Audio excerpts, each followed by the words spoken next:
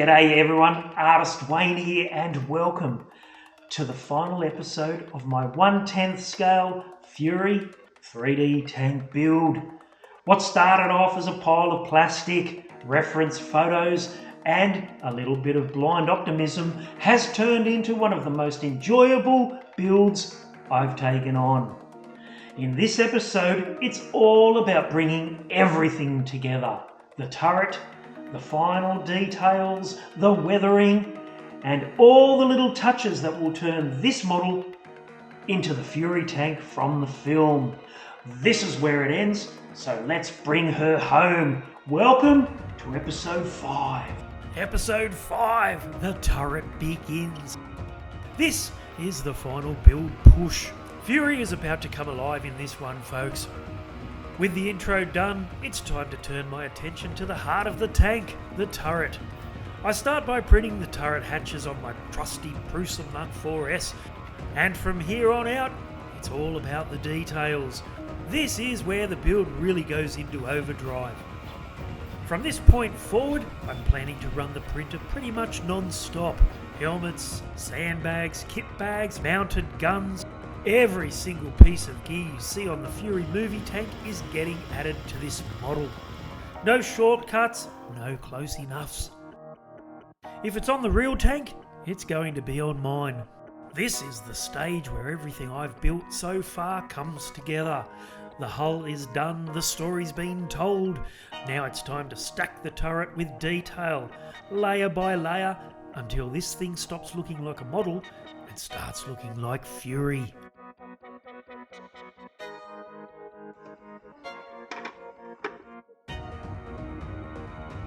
While all the turret parts were printing from this awesome Sherman model, I wasn't just sitting back and waiting. I was constantly on the hunt for anything I could convert into the kit bags and sandbags that hang all over Fury's turret. The movie tank is absolutely loaded with gear, and that cluttered, battle-worn look is a huge part of its character. So I started digging through different 3D sites looking for free models that I could modify, resize and repurpose to suit this build.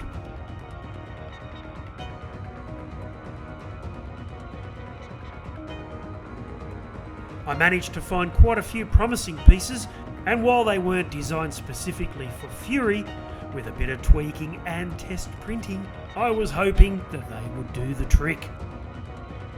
But before I could start piling on all that juicy detail, there was one really important step I couldn't skip.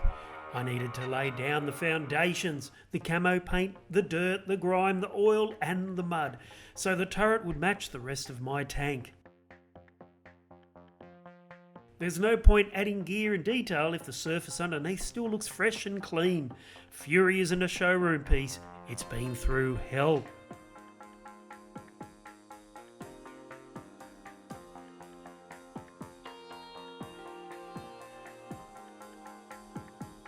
So this stage was all about building up layers, knocking back the plastic look and giving the turret that same battle-worn, lived-in feel as the hull. Once the groundwork was in place, everything that came after would sit naturally, like it had always been there. Weathering first, details second.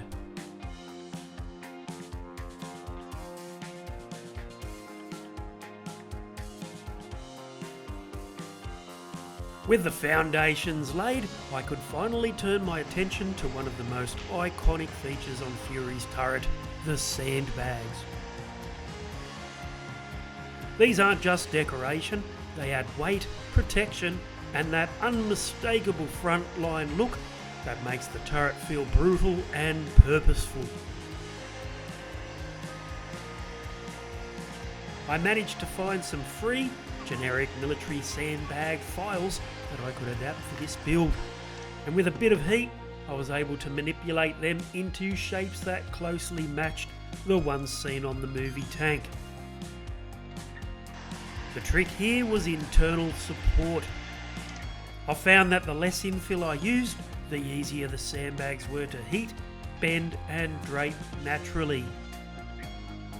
That made it possible to get them looking like they were genuinely strapped on and hanging under their own weight, not just stuck in place.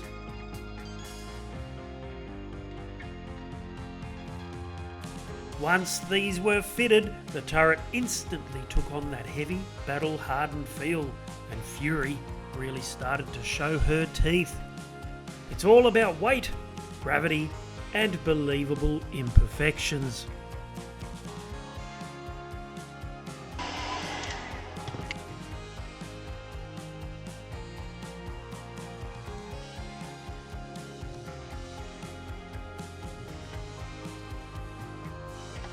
And of course, while all this work was going on, I was still on the hunt for more free goodies online. One detail I really wanted for the turret was the proper American World War II Army helmets, the kind you see scattered all over the Fury tank in the film. After a bit of digging, I managed to find a great helmet file over on Thingiverse. It wasn't made specifically for this build, but the shape and detail was spot on, and with a bit of resizing and cleanup, it was perfect for my 1/10th scale tank.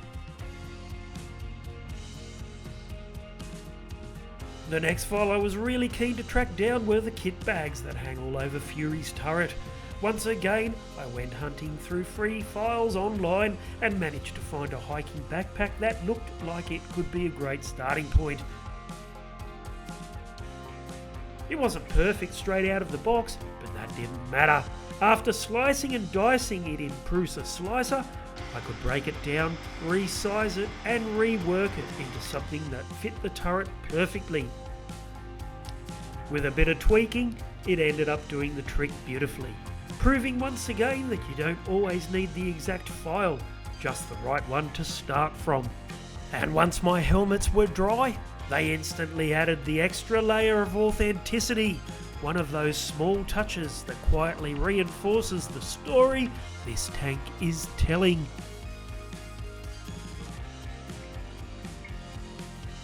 At this point I was attacking the build on all fronts. Bags, helmets, sandbags, everything was happening at once. Prints were finishing, parts were getting shaped and painted, details were being test fitted and locked in, and things were moving fast. Once everything was painted, it was time for weathering. A model like this needs to look gritty and worn, just like the tank in the film. I kept adding bags and helmets, working my way higher and higher until I finally reached the top of the turret. There are bags and helmets hanging everywhere on Fury's turret, so I was constantly watching the film, pausing, rewinding, and taking notes on how much there was and exactly where it all went.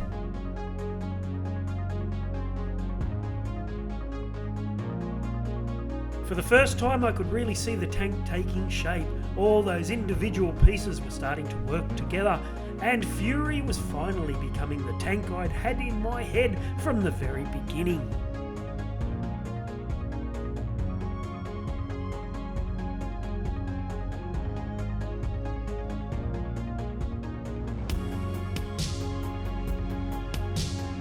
Things were really getting serious now as I moved on to Fury's guns. This model came with a 50 caliber mounted machine gun, but I also needed a Browning. Lucky for me, I had already found one earlier on in this build. And yes, it was free. But I needed the correct mounting, so I was back to 3D Studio Max to make what I needed to finish this model.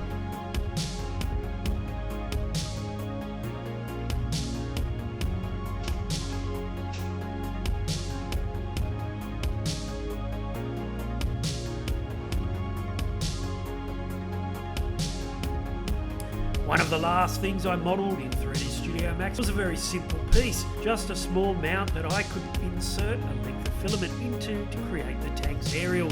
It's a tiny detail, but it makes a huge difference, and I really had to think about what I would need to get the job done. I mean, it's not what the real tank has, but it needed to be practical and it needed to work.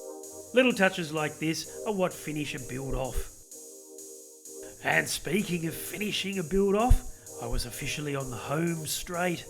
This was the final layer, literally. I started adding thick layers of wood putty to build up that caked on mud look, matching the heavy stuff that settles into the track's suspension and lower hull. This stage is all about texture first, getting the weight and build up right, knowing I can come back later with paint, washes and grime to really bring it to life. And you probably won't remember, but way back when I printed the main gun guard in grey filament, well, this is exactly why.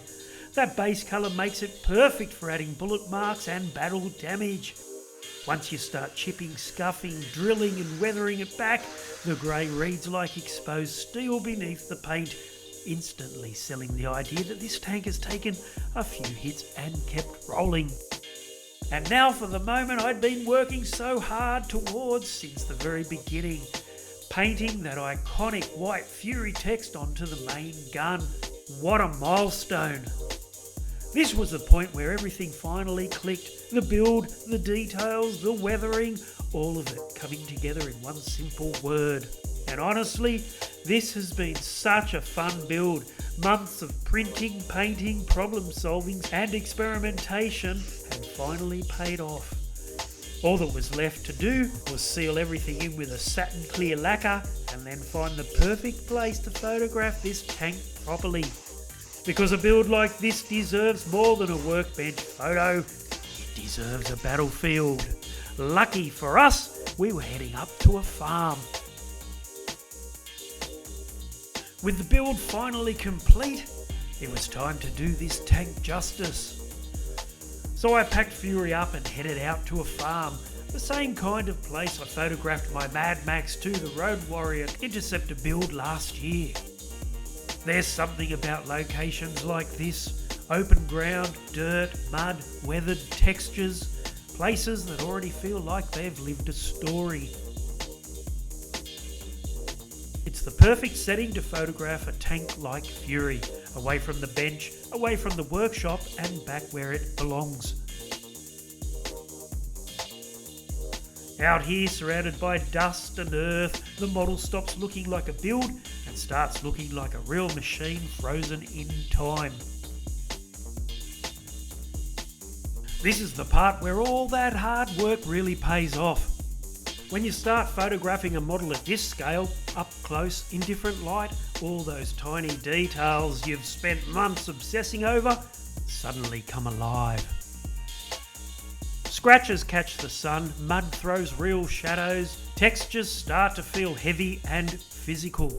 And for the first time, you're not just looking at a model anymore. You're seeing the story you've been building. Every layer of paint, every dent, every piece of gear and grime was worth the effort, because moments like these are when it all clicks. All the frustration, the problem solving, the reprints and second guessing, suddenly it all makes sense. And that's what makes builds like this so rewarding. From plastic to battlefield. This was the moment I'd been working towards since the very first print. Well, here it is, and I gotta say, this has been such a fun build. When I first started 3D printing, I never imagined how rewarding it would be to take something from an idea to a pile of plastic to something like this. It's builds like this that remind me why I love doing it. And as always, I cannot wait for my next big challenge, so watch this space. I'm Artist Wayne Dowson, and thanks for watching everyone.